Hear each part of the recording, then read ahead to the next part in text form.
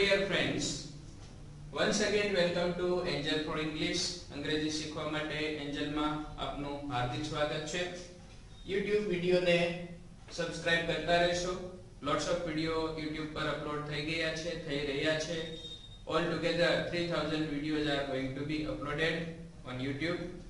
1000 videos from Gujarati to English learning, 1000 videos for Hindi to English learning, and 1000 videos from English to English grammar and spoken learning.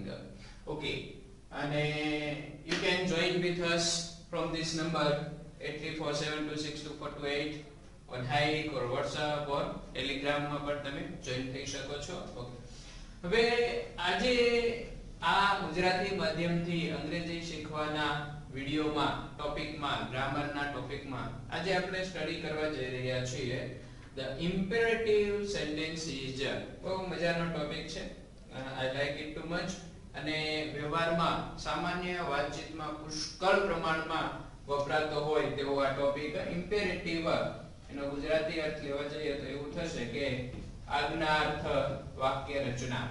હવે આજ્ઞાર્થી પ્રકાર છે. આજ્ઞાની અંદર આજ્ઞા હોઈ શકે, સૂચના હોઈ શકે, વિનંતી હોઈ શકે, રાઈટ, કઈક દરખાસ્ત પણ હોઈ શકે, સમથિંગ લાઈક ધેટ.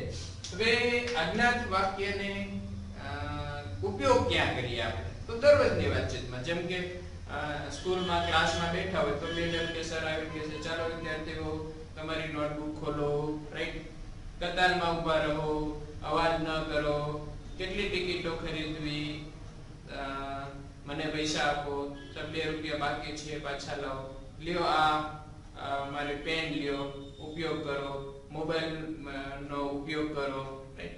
અથવા તો માત્ર કોઈ મંદિરની અંદર જાઓ છો તો આ લેડીઝ ની લાઈન છે, જેન્ટ્સ ની લાઈન છે, જેન્ટ્સ ની લાઈનમાં જેન્ટ્સ જ ઊભા રહેશે, લેડીઝ ની લાઈનમાં લેડીઝ ઊભી રહેશે, રાઈટ. તો આ પ્રકારની લોટ્સ ઓફ આજ્ઞાઓનો ઉપયોગ આપણે સવારથી સાંજ સુધી કરતા જ હોઈએ છીએ, રાઈટ. મને આ આપો, મમ્મી મારો ટુવાલ દે, રાઈટ. કઈ પણ XYZ નો ઉપયોગ, પપ્પા ખિસ્સા ખર્ચી, પૈસા આપો, right. XYZ lots of sentence નો આપણે યુઝ કરીએ છીએ મોર્નિંગ ટુ ઇવનિંગ. હવે આ દરેકની વાક્ય રચના અંગ્રેજીમાં કેવી રીતે થાય? તો ઓલરેડી પેલા વાક્ય તમારી સામે લખી નાખ્યા છે. કમ હિયર, જેનો મતલબ થશે અહીં આવો. કોઈને આપણે કેવું છે કે અહીં આવતો ભાઈ, કમ હિયર, રાઈટ. ત્યાં જા તો ગો ધેર. કમ હિયર નું શું લેશું ગુજરાતી આપણે?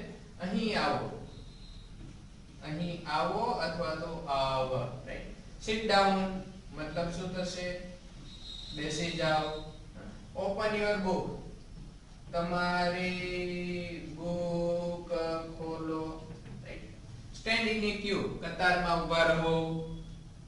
Don't talk in a period, પીરિયડમાં વાતો ન કરો. ડોન્ટ ટર્ન ઇન રાઈટ, જમણી બાજુ વળતા નહીં.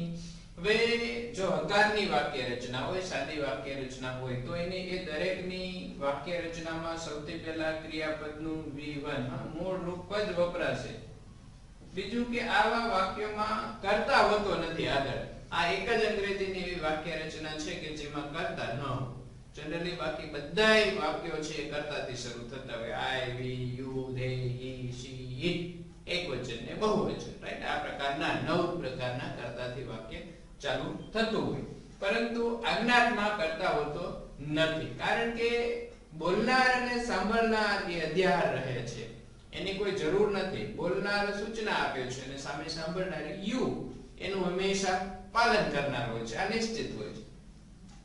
તો ક્રિયાપદનું મૂળ રૂપ V1 હંમેશા, અને પછી એક્સ્ટ્રા વર્ડ્સ જો હોય તો વધારાના શબ્દો. સિમ્પલ આ જ પ્રકારની વાક્ય રચના બની.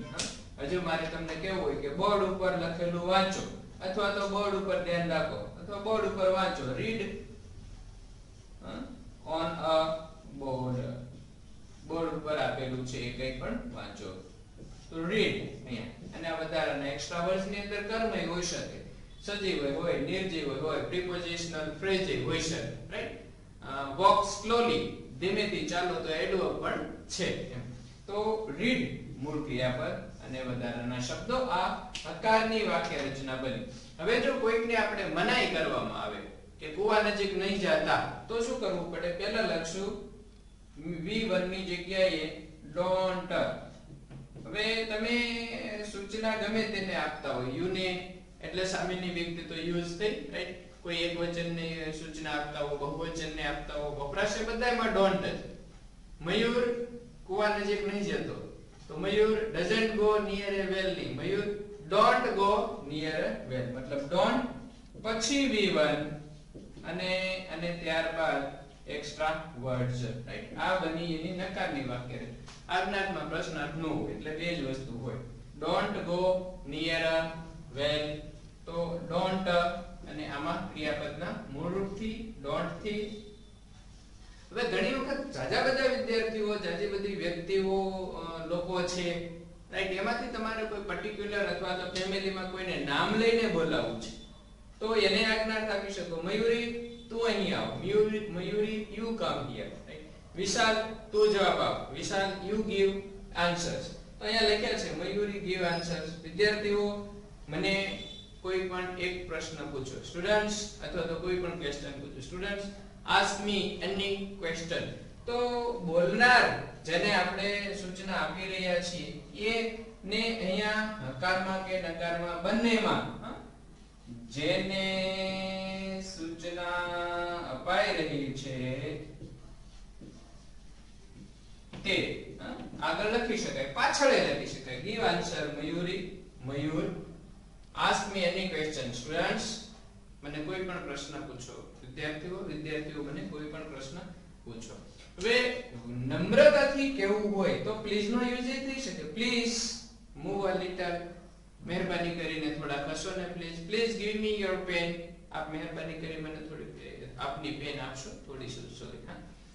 Please you first, please after you, right? તો વિનંતી થી આજ્ઞાર્થ એટલે પ્રકાર છે, એમાં વિનંતી પણ આવી શકે છે. તો પ્લીઝ નો ઉપયોગ પણ આ પ્રકારના વાક્યોમાં થઈ શકે છે. બહુ જ સિમ્પલ ટોપિક, અને વારંવાર તમે આ ટોપિકને સરસ આવડતો હોય તો વ્યવહારમાં ઘણું બધું ઇંગ્લિશમાં ફરક પડે. Take your money, take your change, કોઈ કે કાઉન્ટર પર તમે ઊભા છો, વ્યક્તિએ કીધું કે લો આ પૈસા તમે, વગેરે, બરાબર છે, અને તમે પાછા પૈસા આપવા છે તો simple take your money, take your change, please pay attention, please look this items. જો આ આઇટમ જો આટલી વસ્તુઓ છે. તો આજ્ઞાર્થનો પુષ્કળ ઉપયોગ થાય છે, and we do use them, આપણે એનો ઉપયોગ કરીએ છીએ.